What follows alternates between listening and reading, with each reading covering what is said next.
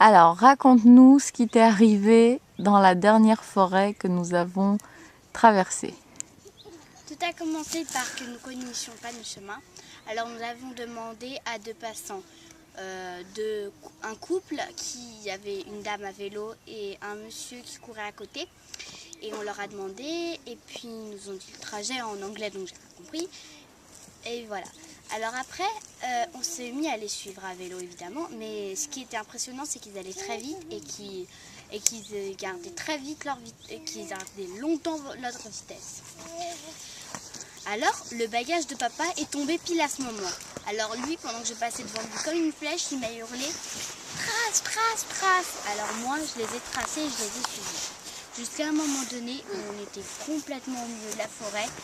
Ils allaient super vite, je les voyais à peine. Quoi. Tu vois, tu avais besoin de faire ça pour voir « Ah tiens, deux petits points, ils sont tournés par là, je les suis. » Puis au bout d'un moment, je me suis retournée et j'ai vu personne.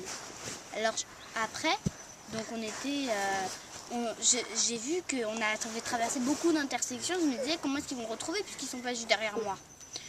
Alors je leur ai crié no, no. Et eux, vous savez ce qu'ils m'ont fait? Viens, viens et tout.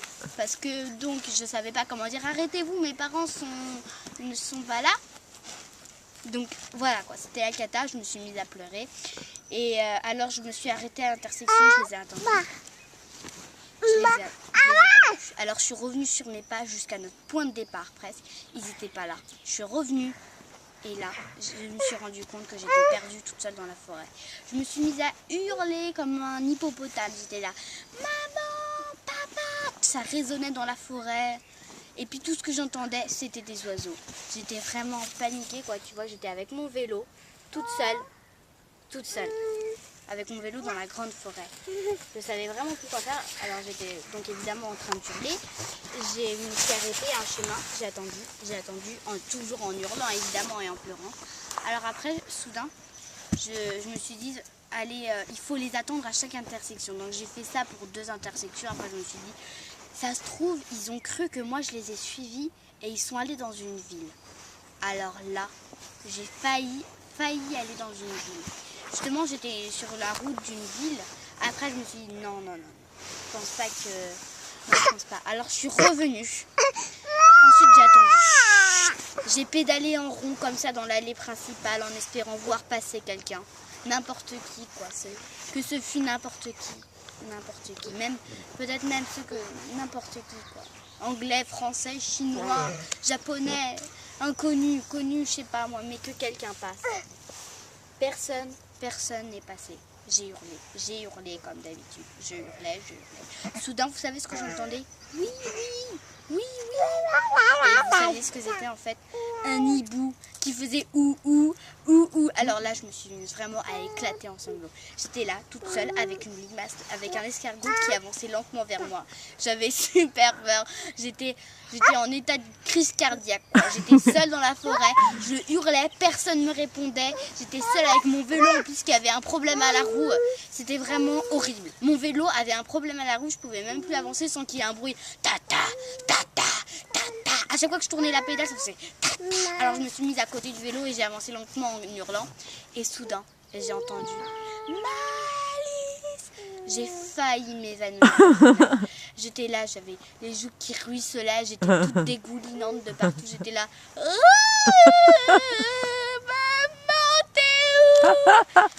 Et enfin, quand j'ai entendu votre voix, j'ai été franchement, je crois que j'ai jamais eu aussi peur de ma vie. Et puis là, je vois quelqu'un qui passe à bicyclette. C'est la dame qui était à bicyclette avec le monsieur.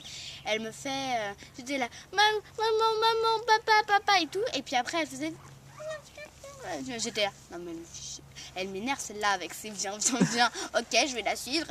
Donc je la suis et j'arrive de, j'étais trop contente, j'ai retrouvé mes parents. Alors franchement, je crois que se perdre toute seule avec un vélo qui fait du bruit, avec des oiseaux, avec des arbres qui se penchent comme ça sur toi, qui ont l'air de te prendre. Oh, c'est pas vrai, c'était une forêt magnifique. Magnifique, oui. Toi, tu faisais de l'histoire sur un truc pendant que moi, j'étais en train de Attends, hurler. D'accord, maintenant, laisse parler Malouche. Malouche. Moi, j'étais heureuse car j'ai pu voir des fées quand je ferai bientôt le voyage. Mara, par rapport à quand Maëlys s'est perdue dans la forêt, tu te rappelles? Oui. Nous, on savait qu'on allait la retrouver, hein. Ouais, et le plus vieux des arbres, il avait entendu. Il était d'accord et puis il nous a fait venir ici. Car elle était ici et il l'a entendu. Oui, et ben moi j'étais en train de raconter une histoire à Mara au début quand on est rentré dans la forêt parce qu'elle me demandait est-ce que c'était la forêt des fées. Je lui ai dit que les fées, elles habitaient dans un endroit où il n'y a pas d'hommes et où il y a la nature.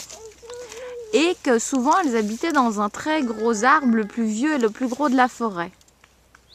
Et au moment où on t'a perdu toi, et qu'on a retrouvé en fait la dame avec le vélo et le monsieur qui courait, Sans moi. et c'est là qu'on s'est rendu compte qu'on t'avait perdu parce que nous on pensait que tu étais avec eux. Et la dame, on est passé à côté d'un arbre, elle nous a dit que c'était l'arbre, que dans cette forêt où on était, il y avait 3 arbres qui étaient les plus vieux d'Europe du Nord. Et on est passé à côté d'un arbre qui avait 420 ans, qui ressemblait à un hent. Et juste au moment où on est passé à côté de cet arbre, qu'est-ce qu'on a entendu, Mara? Maman! Oui, c'était Maëlys qui appelait. Pile à ce moment-là. C'est comme ça qu'on t'a retrouvé. Alors tu t'es super bien débrouillé parce que malgré tout, tu n'as pas perdu le chemin. Tu es resté sur le bon chemin alors qu'il y avait plein d'intersections. En fait, j'avais peur de tourner à droite ou à gauche parce que j'avais peur de me perdre après de revenir. Mais où est-ce que je suis passée déjà? Non, parce qu'il faut dire que c'était une très grande forêt. Alors maintenant, je vais vous monter sur une carte la forêt où Maëlys s'est perdue.